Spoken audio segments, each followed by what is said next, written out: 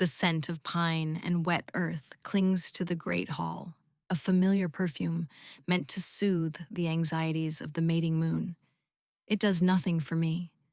I am Ilara of the Stone River Pack, and I am what they call a hushed one, born without a wolf. In a world defined by the primal beast that lives within, I am a hollow shell, a source of pity for my mother, and a deep, simmering shame for my father, our Pax Beta. Tonight, that shame is a physical weight pressing down on me, making the rich ceremonial robes feel like a shroud. I stand near the back, behind a tapestry depicting our pack's first alpha, trying to make myself as small as the whispers that have followed me my entire life. Wolfless, a broken thing. My sister Lyra stands near the front, a vision in embroidered silks. Her wolf is strong, her spirit vibrant, her beauty a sharp, painful contrast to my own quiet existence. She glows with confidence, her scent a confident mix of wildflowers and ozone, drawing the eyes of every unmated male. She is everything I am not, and our parents' pride in her is a beacon that casts a long, cold shadow where I stand. They expect her to be chosen tonight, perhaps even by him, the Alpha King. A hush falls over the hall, so sudden and complete it feels like the world has stopped drawing breath. The heavy oak doors swing inward. He is here, Alpha King, Khal of the Silver Moon Dominion. He is larger than the stories claim, a presence so immense it seems to consume all the air in the room. His scent hits me first, a tidal wave of storm-charged air, ancient forests, and something fiercely, primally male. It bypasses my nose and slams directly into my soul, awakening a part of me I never knew existed. A dormant, sleeping thing stirs in the deepest part of my being. It isn't a wolf, but it is ancient, and it is hungry. Mine. The thought is not my own. It is a growl from that deep, forgotten place. My heart hammers against my ribs, a frantic drum against the sudden silence of my mind. Kale's eyes, the color of molten silver, sweep across the assembled she-wolves. They are filled with a weary duty, a king searching for a political match, not a mate. He passes over rows of hopefuls, his gaze dismissive. He passes Lyra, barely giving her a glance, and a flicker of shock crosses her perfect face. His head tilts, his nostrils flaring. He is hunting a scent. My scent. The world narrows to the space between us. His silver eyes lock onto mine from across the crowded hall, and the universe shatters. The weary duty in his expression vanishes, replaced by a raw, predatory shock. Recognition. It's a physical blow, a lightning strike that connects us, an invisible thread pulling taut. I see it in the sudden tension of his shoulders, the way his hands clench into fists at his sides. I feel it in the answering roar from the creature deep within me. Mate. This time, the word is a desperate, joyous cry. For one perfect, crystalline moment, there is only him. The air crackles, thick with the force of a fated bond snapping into place. Hope, a feeling I had long since buried, blooms in my chest with painful intensity. He takes a step toward me, then another. He is coming for me. But the moment shatters. My father, seeing the king's path, moves with the speed of a panicked animal. He steps in front of me, blocking Kull's view, and shoves Lyra forward. My king, my father says, his voice booming with false confidence. My eldest, Lyra. Her wolf is among the strongest in our lineage. He is offering my sister like a prize, desperately trying to divert the king's attention from his flawed, shameful daughter. The king's council members, old and weathered alphas, begin to murmur amongst themselves. Their scents turn sharp with disapproval. A hushed one, Your Majesty? One of them says, his voice a low growl of disbelief. She cannot lead a pack, let alone a kingdom. She has no beast. Kyle freezes. His eyes, which had been filled with a primal fire, meant only for me, flicker. The certainty wavers, replaced by the cold weight of his crown.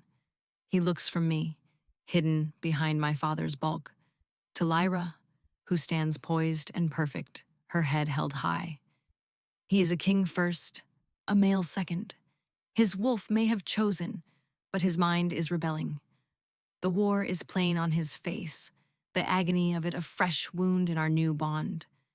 I can feel his inner beast raging, clawing at him to claim me, to ignore the politics and the shame. Claim ours, take what is mine. It howls across our connection. But the man, the king, is stronger. He closes his eyes for a fraction of a second. When he opens them, the fire is gone, replaced by a chillingly empty silver. He looks past me, as if I am no longer there. His gaze settles on Lyra. You are strong, he says, his voice flat, devoid of the emotion that had filled it moments before. He extends a hand to her. You will be a worthy Luna. The words are a death sentence. A physical snap echoes in the silent space between us, the sound of the fated bond breaking. The pain is instantaneous, a shard of ice driven through my heart. A strangled sob escapes my lips, and it is the only sound in the dead silent hall. The joy that had bloomed in my chest withers and dies, turning to ash. His eyes find mine one last time, and for a heartbeat, I see a flash of regret, so profound it mirrors my own agony. Then it's gone, buried beneath a mask of regal indifference. He has made his choice. The celebration that follows is a blur of torment. I am invisible again, but this time it is a mercy. The pain of the rejected bond is a living thing, coiling in my gut, stealing my breath. Every cheer for Kale and Lyra is a fresh stab of the knife. I slip away, back to the shadows of the tapestry, and then out a side door into the cold night air. I need to run. I need to escape the scent of him, the sight of him with my sister. But my feet feel like lead. Before I can take more than a few steps, a hard hand clamps down on my arm. It's my father. His face is a mask of cold fury. My mother is behind him, her expression a mixture of fear and bitter disappointment. You have shamed us, he snarls, his grip tightening until I wince. You almost cost your sister everything. I did nothing, I whisper, the words barely audible. He saw me. And we saw what he saw, my mother cuts in, her voice thin and sharp. A flaw, an embarrassment. He corrected his mistake. Now, we must correct ours.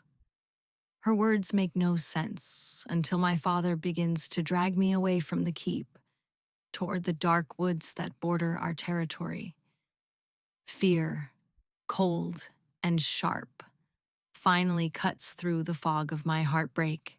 Where are you taking me? I cry, stumbling to keep up. My father doesn't answer. He just pulls me along, his silence more terrifying than any threat. We walk for what feels like an eternity, the sounds of the celebration fading behind us until they are gone completely. We stop at the edge of a clearing I know all too well. It holds the old pack well, a deep, stone-lined pit that has been dry for generations. It's a place of ghost stories, a relic of a forgotten time. Some mistakes cannot be allowed to linger, my father says, his voice devoid of all emotion. He shoves me toward the edge of the dark maw. The smell of damp stone and decay rises to meet me. Behind him, I see a figure emerge from the trees. It's Lyra, her ceremonial silks looking ghostly in the moonlight. She just stands there, watching, her face unreadable. She says nothing. She does nothing. No, I beg, my voice cracking. Father, please. I look from his stony face to my mother's averted gaze, to my sister's silent form. There is no mercy here, only ambition and shame.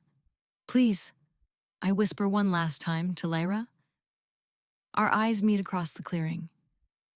For a moment, I think I see a flicker of something, a hint of conflict, but it's gone as quickly as it came.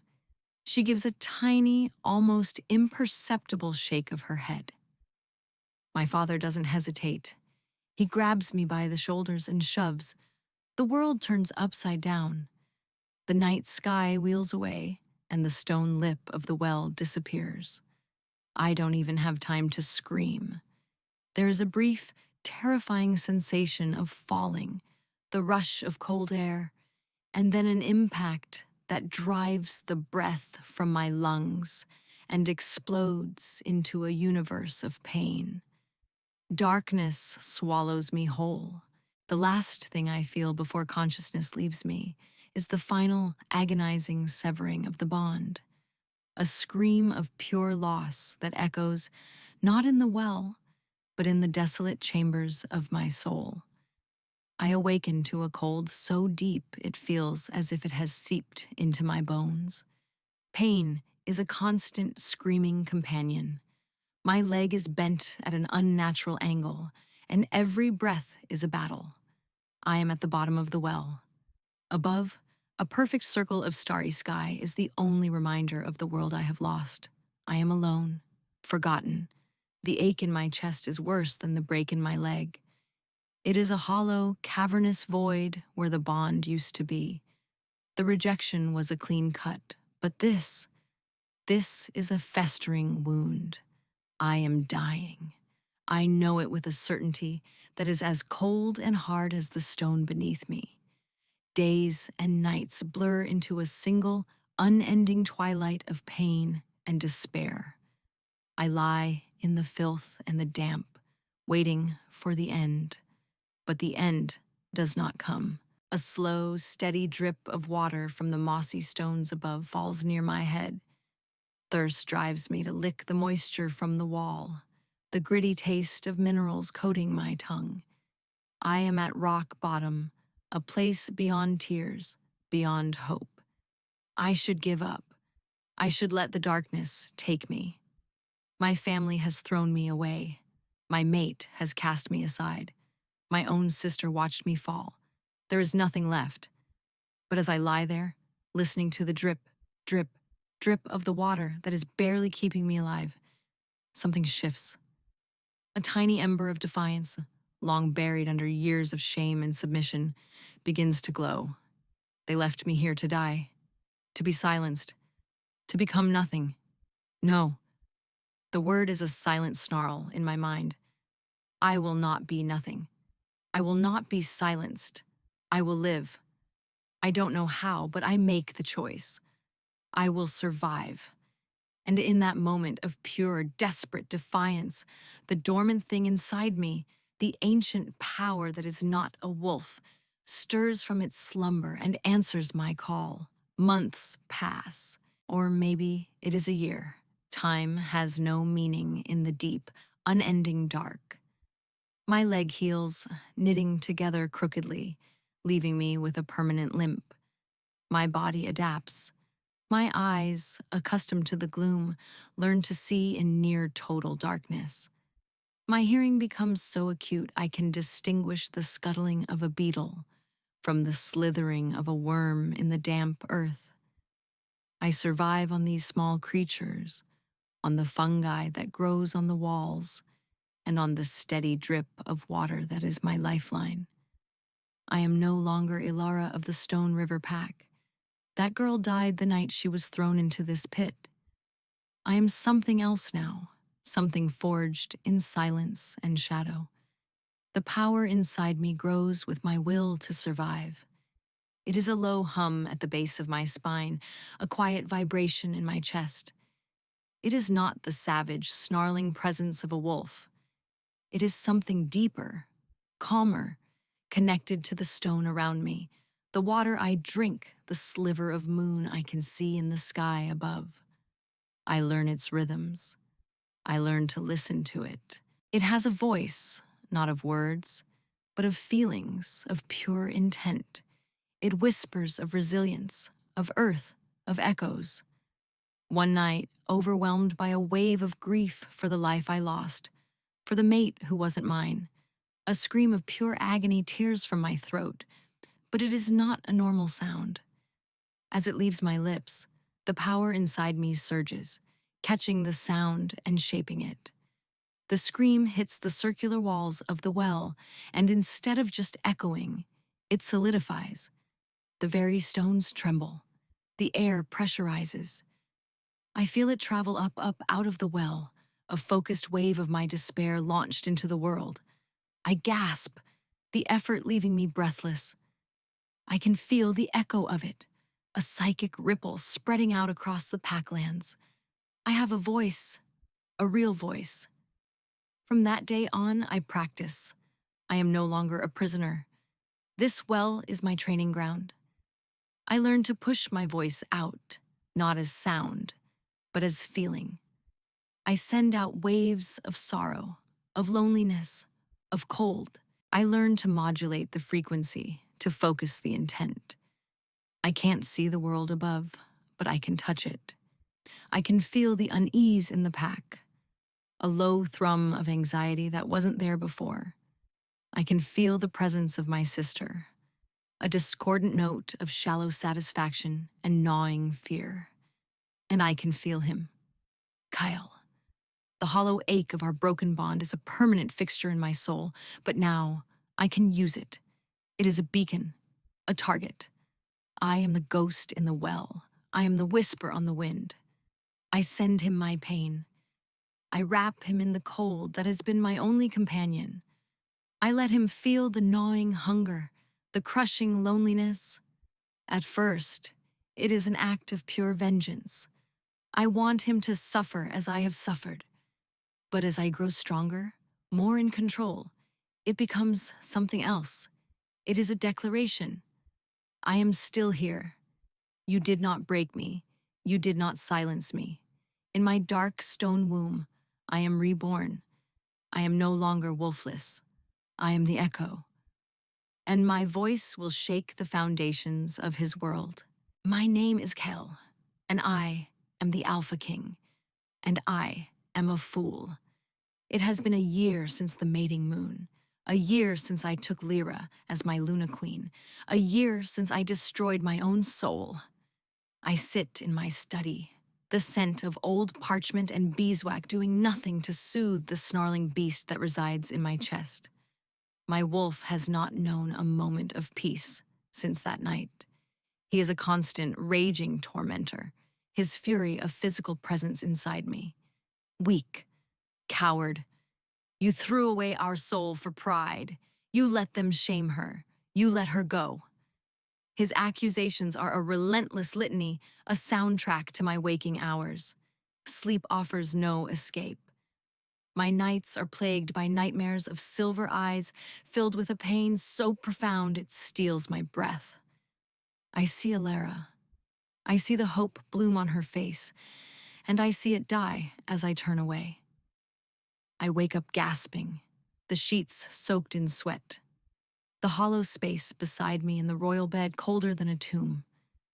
My marriage to Lyra is a sterile sham. She is a beautiful, politically acceptable Luna, but there is no spark, no connection. Touching her feels like grasping at smoke. Her scent means nothing to me. My wolf recoils from her, snarling in disgust whenever she is near. We are two strangers ruling a kingdom together, and the lie of it is poisoning my pack. Productivity is down. Patrols report a growing sense of listlessness among the warriors. The lifeblood of the Silver Moon Dominion feels sluggish, tainted. It is my fault. An alpha whose bond is broken cannot lead with his full strength. The pack feels the schism in my soul, the weakness at its very core. My council sees it, though they are too afraid to speak of it. They see the dark circles under my eyes, the way my temper frays at the slightest provocation. They think it is the pressure of the crown. They do not know it is the agony of a mate rejected. Then the whispers started. At first, it was just a sigh on the wind as I walked the battlements at night, a faint sob that seemed to come from the stones of the keep itself. I dismissed it as exhaustion, my mind playing tricks on me, but it grew more persistent. I hear her voice, Ilara's voice, a murmur of my name laced with unbearable sorrow. I hear her weeping in the dead of night, a sound that seems to emanate from the very earth beneath my feet. I have confided in no one. They would think me mad. Lyra and her family told me Ilara had fled in shame, unable to bear the rejection, and had likely perished in the wilderness. I chose to believe them. It was easier than confronting the truth of what I had done. But now, this ghost, this echo of my guilt, haunts my every step. Worse, a new threat has emerged. Reports from the eastern borders speak of shadow creatures, things of nightmare that move in swarms and drain the life from the land.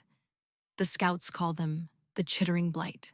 They are fast, silent, and deadly, leaving behind nothing but withered trees and the desiccated husks of their victims. They seem drawn to places of weakness, of discord. They seem drawn to my kingdom, my failing kingdom. I know, with a chilling certainty that settles deep in my marrow, that their appearance is linked to my sin. The broken bond has created a wound, not just in my soul, but in the land itself, and these creatures are the infection pouring in. One evening, a lone wolf, a traveler named Caspian, requests an audience. He is an herbalist, he says, and he was drawn to the outskirts of the Stone River territory by a strange phenomenon. It is a song, Your Majesty, he explains, his eyes wide with a strange mix of fear and awe. A song of pure sorrow. It comes from the ground, from an old well. My blood runs cold. The old pack well, the place of ghost stories. I heard a voice, he continues, his own voice dropping to a whisper. A woman. She was alive. I do not remember dismissing him. I do not remember leaving the throne room. My wolf is in control, a hurricane of fury and a desperate, impossible hope. I ride harder and faster than I ever have before, the world a blur around me. I arrive at the clearing as the sun sets, casting long, bloody shadows. Caspian is there, a heavy rope coiled in his hands. He looks at me, his expression grim. She is weak, he says, but she is there. He lowers the rope into the dark maw of the well. An eternity passes. Then the rope goes taut. Together, we pull. A figure emerges from the darkness, and the world stops turning. It is her. Ilara. She is skeletal, her skin pale as bone, her clothes little more than rags hanging from her frame. Her hair is a wild, matted tangle, but she is alive. Her eyes, the same silver gray as my own, find mine. They are not the soft, hopeful eyes I remember. They are ancient, filled with the darkness of the pit, and they hold a power that makes the air crackle. My wolf howls in my mind, a sound of pure triumph and unbearable agony. Mate. Alive. Ours. I take a step toward her, my hand outstretched, her name a prayer on my lips. Ilara. She flinches back from my touch as if burned, her movement jarring on a leg that is clearly misshapen. The man, Caspian, immediately steps between us, a low growl rumbling in his chest. He places a gentle hand on her arm, supporting her. The sight of his hand on her skin sends a bolt of white-hot jealousy through me so intense it nearly brings me to my knees. Don't touch her, Caspian snarls, his eyes flashing. But it is Alara's voice that stops my heart. He is right, she says. Her voice is not the whisper I remember. It is quiet, yes, but it resonates with a strange power, a deep, humming vibration that I feel in my bones. It is the voice from my nightmares, the echo from the earth. It is real, and it is filled with ice. The journey back to the main keep is a silent torment. Ilara allows Caspian to help her onto his horse, her refusal of my own aid a blade twisting in my gut. I ride beside them, unable to look away from her. She is so fragile, yet she radiates a strength that dwarfs my own. The broken bond between us is no longer a hollow ache. It is a live wire, humming with her pain, her fury, and a terrifying, intoxicating power. When we arrive, I order my personal physicians to attend to her, but she refuses them. She allows only Caspian, the herbalist, to tend to her wounds. She has walled herself off from me completely. Her trust is broken as her body. Section D, I am Alpha King Kal, and I have found my soul only to realize I have no right to it. She is alive. That is the miracle. She was betrayed and left to die. That is the sin.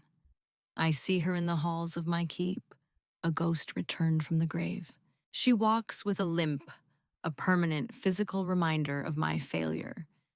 Caspian is her shadow, his gentle care a constant rebuke to my violent rejection. He brings her food.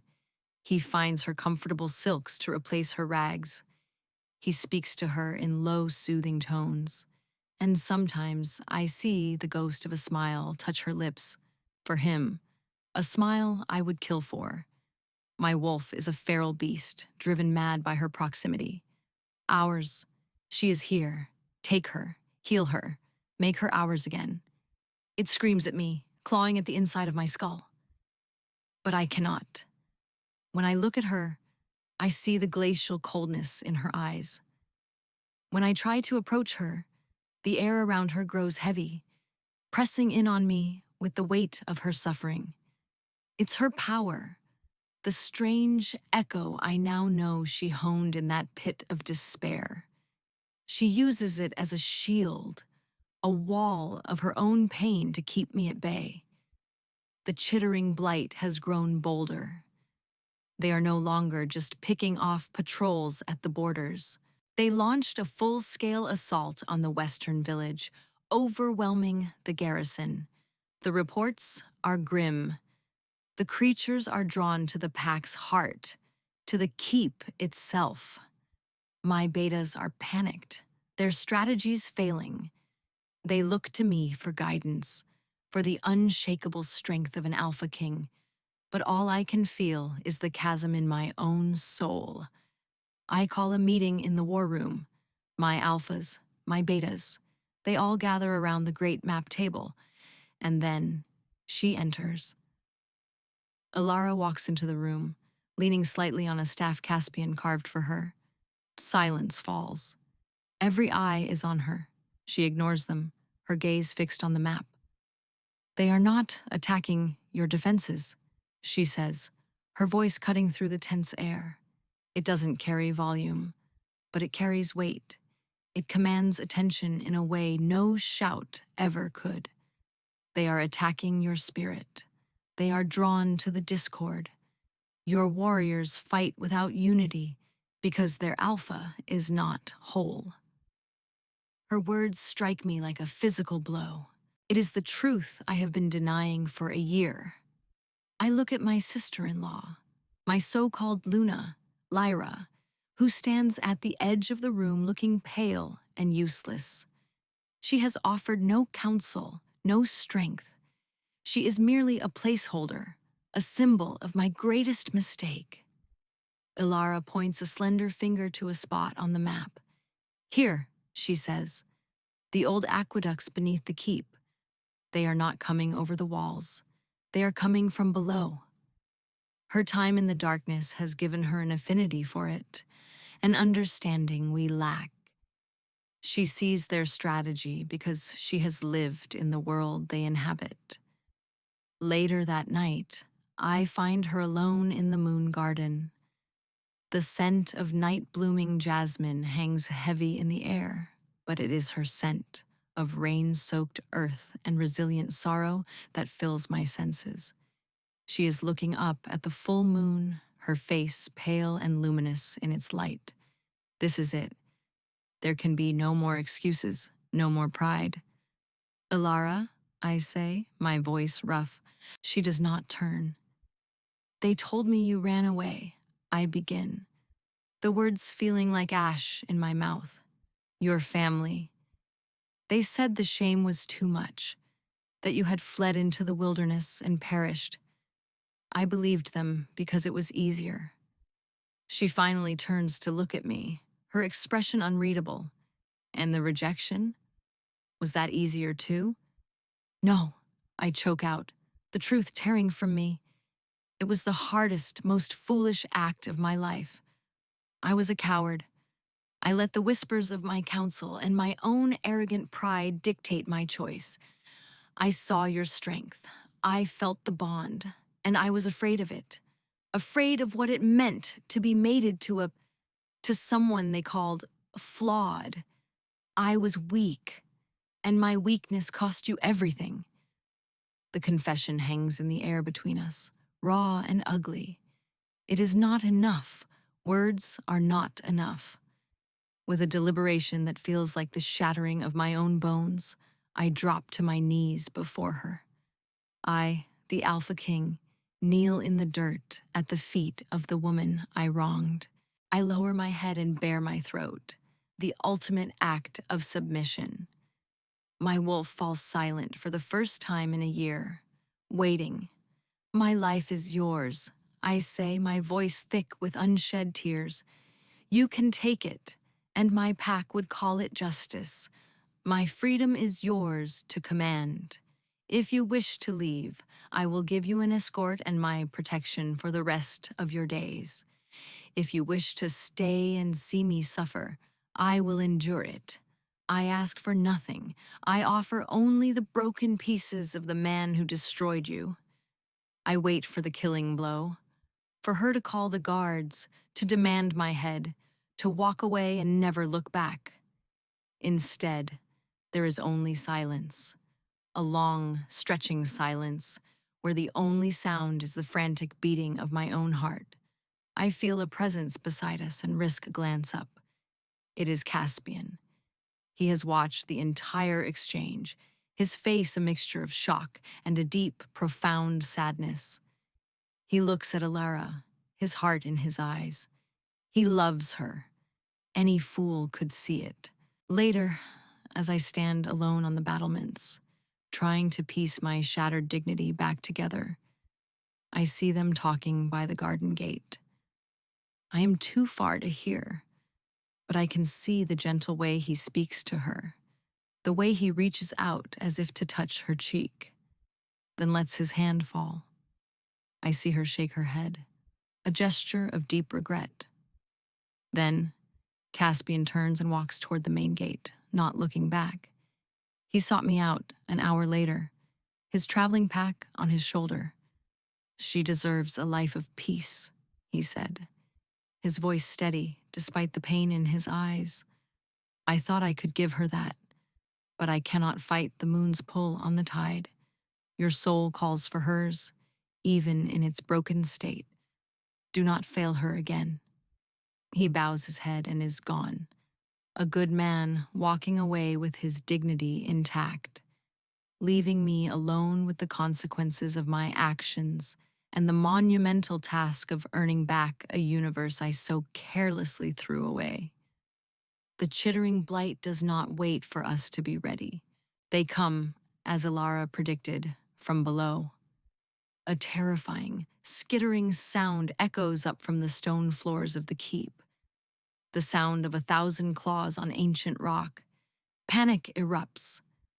Warriors scramble, their formations useless against an enemy that bursts from grates and forgotten tunnels. The creatures are a tide of obsidian darkness, all spindly limbs and multifaceted eyes that seem to drink the light. They move with a horrifying, unified purpose, ignoring the soldiers and flowing like a river toward the heart of the keep, toward the chamber of the moonstone. They want to corrupt it, I roar, shoving my way through the chaos. Sever the pack's connection to the goddess. My wolf is a raging inferno, lending me strength and speed as I carve a path through the swarm. But for every creature I tear apart, three more take its place. They are a relentless, mindless horde.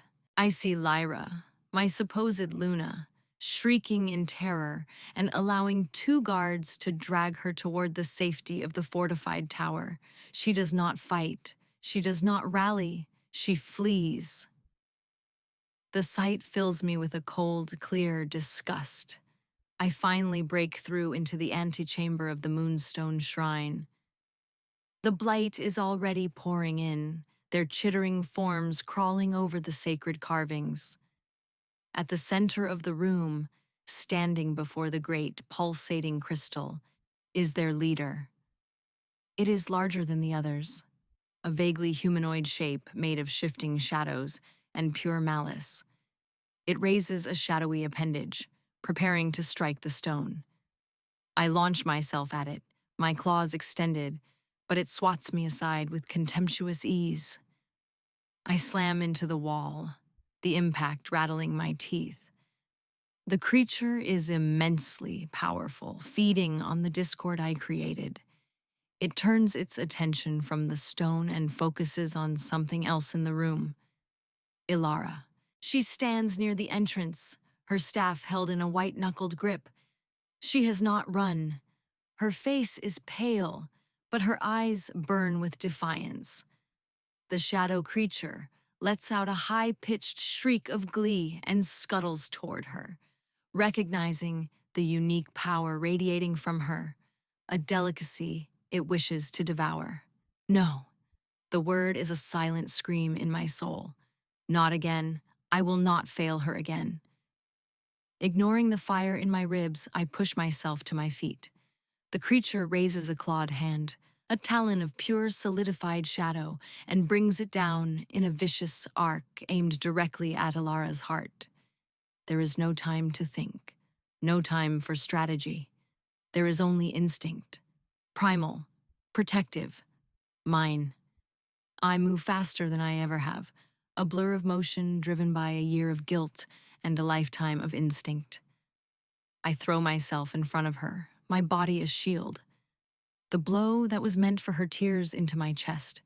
The pain is absolute, a searing, cold fire that steals the air from my lungs. The shadow talon cuts deep, not just through flesh and bone, but through my very life force. I feel my strength drain away, pouring out of me like blood onto the stone floor. I collapse at her feet, the world turning gray at the edges. The last thing I see is her face, the mask of ice cracking, her eyes wide with horror.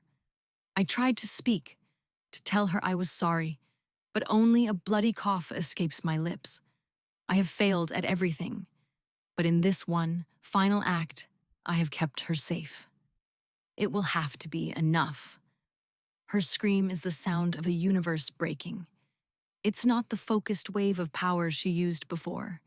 It is a raw, uncontrolled explosion of grief and rage. The very foundations of the keep groan under the force of it.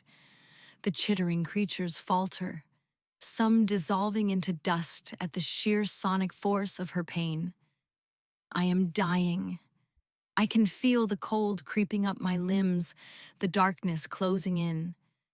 But through the haze, I see her fall to her knees beside me. The ice in her eyes has melted, replaced by a raging inferno. Tears stream down her face, falling onto my blood-soaked tunic. Seeing me fall for her, bleeding out on the cold stone, has shattered the final wall around her heart. The pain of my wound echoes through our bond, but it is met now not with rejection, but with a fierce, desperate surge of protectiveness from her own soul. The ancient power within her, the part of her that has always known me, roars to the surface. Mate, ours, protect, heal. It is a command she can no longer ignore. Her choice is made. She leans over me, her hair falling around us like a silken curtain, hiding us from the world. Her hand, trembling, comes to rest on the horrific wound in my chest. No, she whispers, her voice cracking with a pain that mirrors my own. I will not lose you. Not now. She closes her eyes, and I feel a shift in the very fabric of reality around us. She is not just touching me. She is reaching into me, into the tattered remnants of our bond. I choose you, Kyle, she says, her voice gaining strength, resonating with the power of the earth itself. I accept this bond. I accept you. The moment she says the words, a wave of pure, white light erupts from the point where her hand touches my chest. It is not the cold light of the moon, but the warm, life-giving light of a dawning sun. The bond, broken and scarred, knits itself back together, not as it was, but as something new, something stronger. Her power, the Luna's echo, pours into me, not as an attack, but as a healing balm. It intertwines with my alpha's strength, merging, melding, until they are one and the same. The searing cold in my chest is replaced by a roaring heat. I feel strength, raw and untamed, flood my veins. The wound in my chest knits itself closed, leaving behind nothing but a tender, angry scar. I take a deep, shuddering breath, the air filling my lungs for what feels like the first time. I look at Alara, truly look at her, and I see not the broken girl from the well or the icy queen from the garden, but my mate, my equal, my soul. Her tears are gone, replaced by a terrifying, beautiful resolve. We rise together, a single, unified force. The shadow creature, which had recoiled from the blast of light, shrieks in fury and lunges again. But we are not what we were. I meet its charge, my claws now laced with the humming energy of her power. Alara stands at my back, but she is not hiding. She raises her hands, and her voice rings out, no longer a scream of pain, but a song of power. It is a melody of stone and starlight, of deep roots and ancient tides. The song doesn't just disorient the blight, it unravels them. It finds the discordant energy they are made of and harmonizes it into nothingness. The smaller creatures dissolve into motes of dust, their chittering silenced forever. The leader is stronger, but it cannot withstand our combined assault. While I engage it physically, my renewed strength a match for its own, her voice strips away its layers of shadow, exposing the terrified, parasitic core within. With a final, unified roar, my voice and her song blending into one, I plunge my hand into its chest, and she unleashes a final, resonant chord of pure light. The creature implodes, collapsing into a pile of inert dust that scatters on a wind that isn't there. The battle is over. The silence that descends is profound, broken only by our harsh breathing. The moonstone behind us pulses with a gentle, steady light, cleansed and whole once more. In the aftermath, justice is swift. Lyra and my father-in-law are brought from their hiding places. They stand before the throne, stripped of their finery, their faces pale with terror. I sit upon the Alpha King's throne, but the seat beside me is not empty. Ilara is there, not as a consort, but as a queen. Her presence is a quiet, unshakable authority that needs no crown. You betrayed your pack, I say, my voice low and cold. You betrayed your family, and you conspired to murder the true Luna Queen. I look at Lyra, at the sister who watched her own blood be condemned to a dark, lonely death. Your cowardice and ambition created the weakness that allowed the blight to fester. It is Alara who pronounces their sentence, her voice calm and absolute. You will be exiled, stripped of your name and your wolf. You will live as hushed ones and know the shame you so eagerly forced upon another. It is a fitting, final justice. The pack, witnessing her strength and my deference to her wisdom, roars its approval. They see her not as the flawed girl she was, but as the powerful Luna who saved them. 3 months later, the kingdom is healing. The land is vibrant again. The listlessness in my people replaced by a renewed sense of purpose and loyalty. I stand with Alara on the balcony where I once stood alone, tormented by my ghosts. The night air is cool, and the pack below is celebrating the first full moon of their new era. My hand goes to the scar on my chest. It is a permanent, jagged line over my heart, a reminder I will carry forever. It aches sometimes. I murmur, my voice for her ears alone. She turns to me, her silver gray eyes soft in the moonlight. She places her hand over mine, her touch sending a familiar, comforting warmth through our completed bond. Let it, she says softly. It is a reminder. Of my failure, I say, the shame still a bitter taste. No, she corrects me, her fingers lacing with mine over the scar. Of what we earned. She leans her head against my shoulder, and a sense of peace, so profound, it almost brings me to my knees, settles over me. We are not the fated mates from the stories, brought together in a moment of perfect recognition. We are scarred. We are forged in betrayal and darkness, pain and forgiveness. Our bond is not a pristine gift from the goddess. It is a hard-won victory, built from the ashes of our shared suffering. I am not the arrogant king I was, and she is not the broken girl I cast aside. We are equals, we are survivors. And as I look out over our healing kingdom, her hand in mine, her presence a steady, solid warmth beside me, I know that what we have is infinitely more precious than any simple fate. It is a choice, made every day. It is redemption. It is home.